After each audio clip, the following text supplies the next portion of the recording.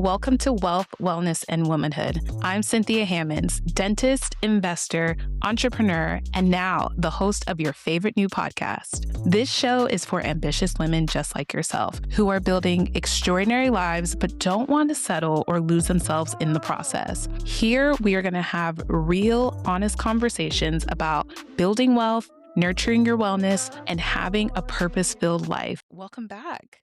How's it going? How's your day? How's your week been? I'm so excited that you're here. It's been a little cray-cray, just getting back to the swing of things and seeing patients. And we've had some long days at the office, but honestly, I'm grateful. I'm grateful that we are kind of ramping up. I feel like around this time of the year is when things start to get busy, especially now that the holidays have come and gone. And I'm just happy that we're able to help people out and people are leaving happy, which is always a good thing. But yeah, it's been a little bit hectic. I'm really excited what we're going to talk about today. We're going to talk about side hustles because if you're like me, you probably have a couple of them. And more importantly, I want to talk about choosing the right side hustle, one that makes sense for your life and what you're doing, because I know we are ambitious women who want to build wealth, but we want to be smart and strategic and not just trying to grab money wherever we can, because that just doesn't really make sense for the kind of lives that we know we're meant to live. So let's get started with our 5-minute journal today. Daily affirmation today is actually from Luke 14:28, and this is a really good one. Suppose one of you wants to build a tower. Won't you first sit down and estimate the cost? Isn't that so good? Like, when you think about the question and as it pertains to what we're talking about today, it's like you want to build a tower, which, okay, wow. You know what I mean? Like, that's a huge and lofty thing. You need to first sit down and ask yourself, what's this going to cost me? And I have a lot of thoughts on that, and I can't wait for us to get into that. What I'm looking forward to this week is really protecting the extra space in my schedule and being intentional about that. I've been restructuring how my schedule looks and how I'm able to pour into my businesses. And I'm really excited about the direction that I'm moving into and not just overworking myself in all those areas, but really just being more efficient. But that's what I'm looking forward to this week. And then what I am leaving behind is doing stuff that just does not make sense for where I'm at in my life right now. And this is as simple as Instagram. I don't know, if you post content on Instagram to any capacity, you know how frustrating Instagram is. It's so crazy to me that I am on the path to having more followers on TikTok than I've had on Instagram. And I've had that Instagram for over 10 years. And I've had my TikTok for a couple of months. And I think TikTok is just easier to grow. And especially because I have businesses and I want to promote my podcast and my jewelry brand, it just makes sense to put more attention and focus into TikTok than Instagram. I mean, to be completely honest. And that's been so freeing because it was kind of draining, honestly. So that's another thing I'm just leaving behind is just doing stuff that just doesn't make any sense. It's not growing, it's not effective. So it's like, why do it? So that's what I'm leaving behind. So let's get on topic. Let's get into the meat of why we're here. We're talking about side hustles. And like I said, if you're like me, you got a couple of them. And just as a recap, I am a dentist. I do own part of the dental practice that I currently work at. I'm also the founder of a jewelry brand called Amara Dallas. I am also a real estate investor. I have a rental property with tenants, and I am posting on social media as a content creator and working with brands, and now doing this podcast. So, like I said, it's a couple of things, but honestly, I do not feel burnt out. I probably feel more purpose driven and more in line with what I'm supposed to be doing than I've ever probably felt in my entire life. And I'm going to kind of speak to the systems that I have set up in place for me to be able to do that. So, first thing is for the dental practice, I work in a DSO setting, and a DSO setting is basically like I believe it stands for dental supported organization. So there is a parent company that handles all the admin, so payroll, front office, administrative, basically any non-clinical thing they deal with. And my main focus is leading the team, providing amazing care to my patients, and just really focusing on the dentistry. And that makes it so much easier. Okay. I have friends who currently own their own dental practice, and we talk openly about the challenges of running your own business, like a dental business, and it's not easy. It's really not an easy thing. And when you leave dental school, no one is teaching you how to run a business, at least not mine. And I didn't take a business course, I was a science major. So no one really taught me how to talk to patients or rather deal with angry patients because the nice ones are so easy and it's so nice. And when you're in dental school, all the patients that you're seeing are super grateful to be accepted into the program and to be your patient. And so you have an unrealistic view of what it's like when you're dealing with people in what for some of them may be the scariest or worst moments of their lives because not a lot of people love coming to the dentist, which is totally understandable. And so just learning how to extend grace to people when they're in those moments, but then also maintain professionalism and maintain your sanity, it's hard. And no one really teaches you that. And so I'm really grateful because I've had a lot of leadership training, like an extensive amount of leadership training. And I think that's really important and not a lot of people get. And so it really allows for me to free up my mental space and my mental capacity to really just focus on dentistry. And then when I go home and I don't stress out about my office because I know it's being taken care of. And I also work with other dentists, and partnership is so huge, I think, because there's such a difference between having a great relationship with your partners and the other clinicians in your office that you know that they have your back and they're gonna help take care of your patients even when you're not there, so not everything is falling on you. So that if you do go on vacation, you can rest assured that someone else is gonna take care of your other patient and vice versa. And that's really good not only for you, but also for your patients. So that's really one of the ways where I've been able to streamline my main source of income by having those systems in place. And I'm super, super grateful for that. With my jewelry business, it really is a passion project. It's not a main source of income, but I do make a good amount from that business. And initially starting it, it was kinda hard to learn how to juggle it, but I have learned to focus on what are my actual goals with it, whether it be awareness or whether it be sales, and then cater to the things that reach those goals. So social media. Most of my sales come from social media or events. So we plan events. We just had one when it was really successful. But the biggest thing is the money that I make from that jewelry business goes back into the business so that I'm able to reinvest it. So we're not at the point where it's something that I'm taking money actively from. And I think that's important for people to understand is that with any business, you have to recognize that in the earlier phases, it's important to leave that money where it is and pour it back into that business if you ever want it to grow. And I do want it to grow. And so my main focus is to just pour back into it and get people to help me when I need them and having systems set up so that ads run so that I'm not having to worry about posting constantly on social media and doing partnerships with other people, collabs, gifting to other creators so that they can create content for me. So I'm not having to worry about doing it by myself.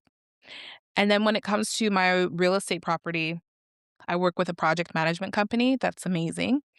They find me my tenants, they vet them, they answer all the emergency calls and all the things. And I really don't hear from my tenants, which is great because I don't have time to be a landlady in that sense. So those are kind of ways that I'm able to streamline those things. And then when it comes to content creation and even the podcast, I really enjoy doing this podcast. This is so fun for me.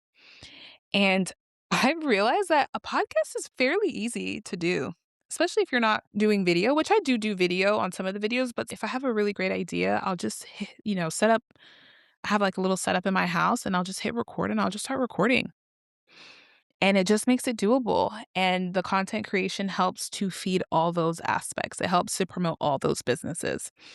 So that's how it all comes together and makes sense for me.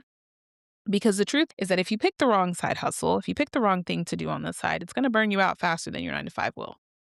And that's a fact. So you have to reframe how you think about your side hustle and the type of side hustle you want. It's what time do you really actually have to commit to it? How much energy do you have to commit to it? What is going to be required of that? And ultimately, what it's going to cost you? And is this kind of like a long-term play or like a short-term play? So there was a study in the Harvard Business Review that showed that cognitive overload reduces decision quality and performance.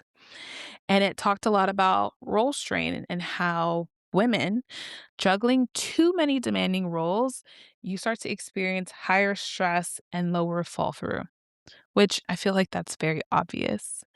But basically, if you do too much, then you're not going to be able to do anything well.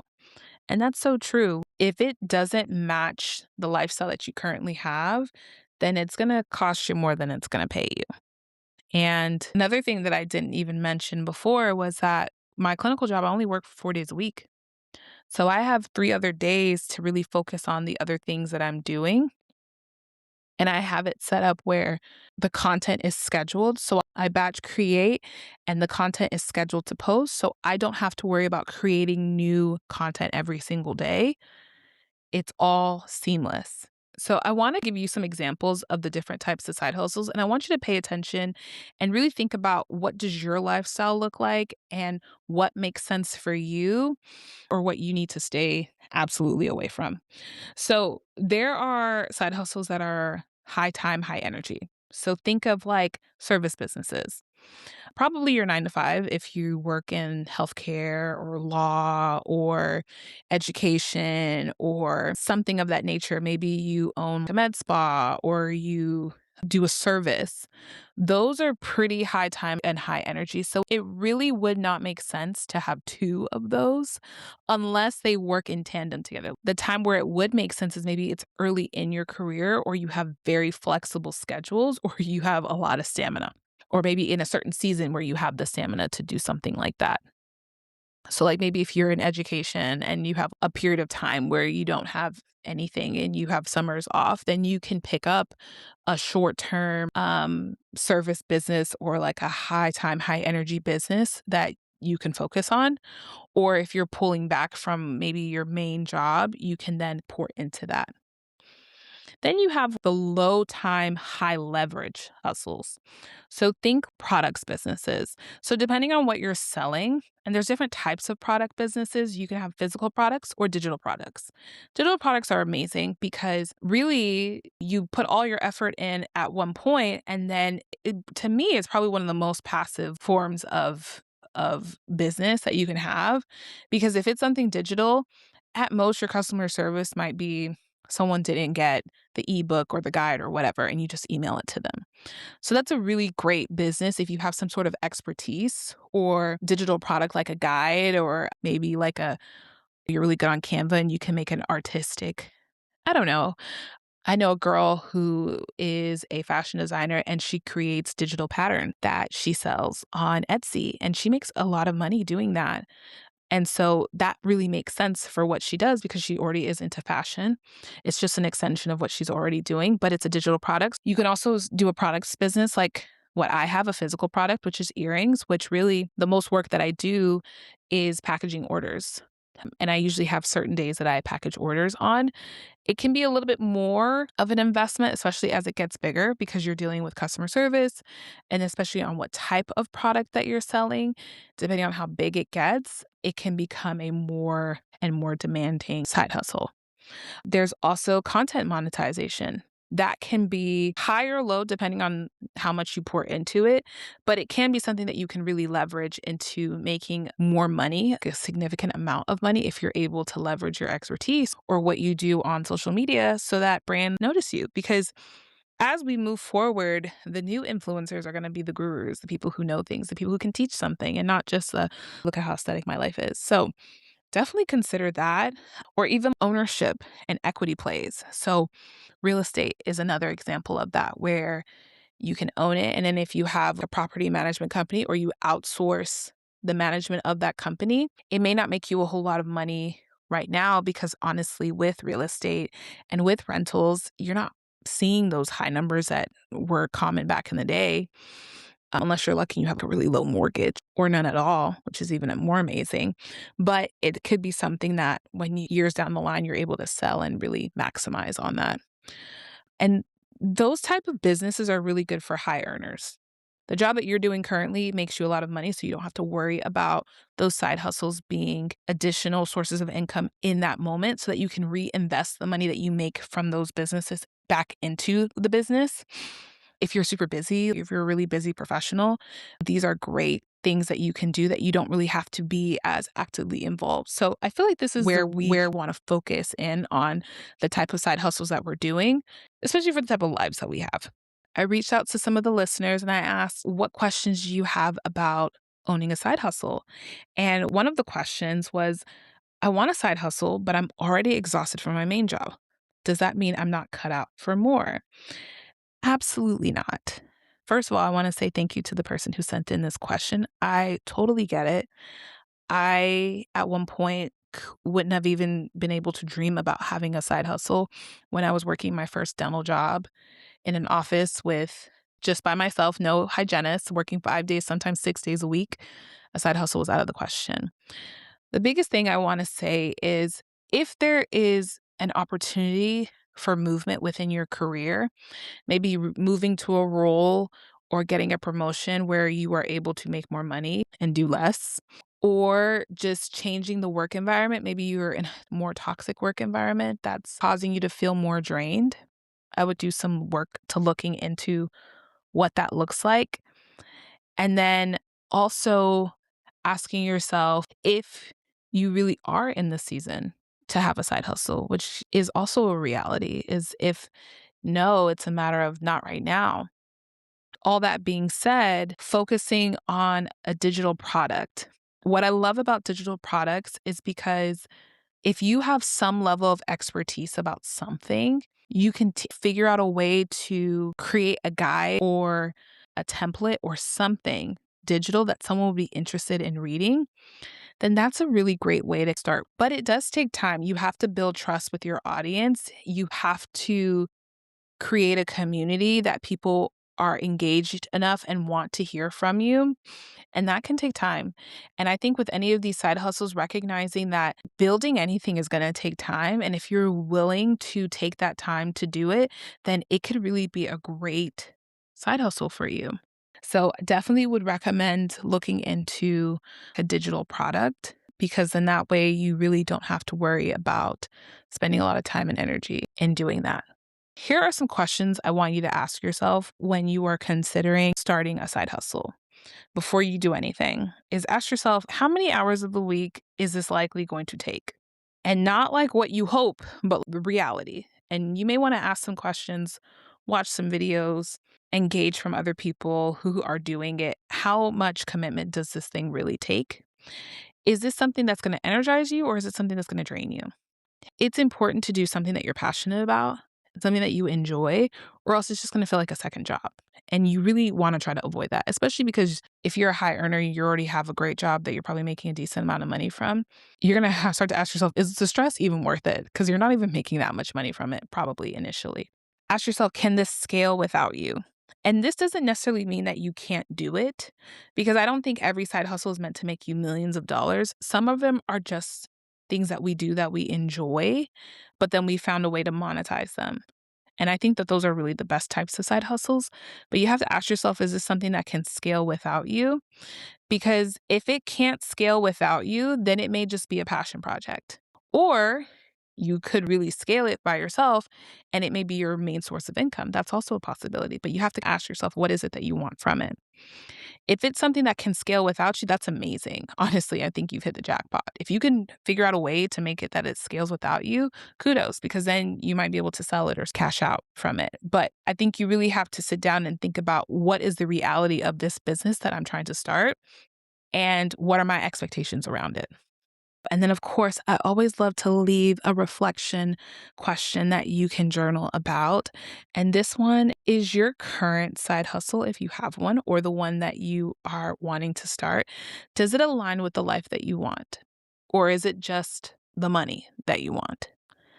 Because if it's about excess money, then you may want to look to your main job as a way to get that by maybe a promotion or getting a new job. But if this is something that helps move you towards the life that you're working towards or gives you some sort of fulfillment or joy, I want you to write about it. Talk to me. Tell me, what is that? I'm excited and I want to hear back from you guys. So please, as always, share your comments and your thoughts. If you liked this topic and you liked this conversation, please go ahead and leave me a review if you feel like I've deserved it and tell me what you think. I want to hear from you. Please send me a DM, reach out to me in the comments. I am at sin_Hammonds on Instagram, TikTok, and YouTube, and I love hearing from you. Thank you so much for listening. Let me know what you want to hear me talk about next, and I can't wait for the next episode. Love always. Bye.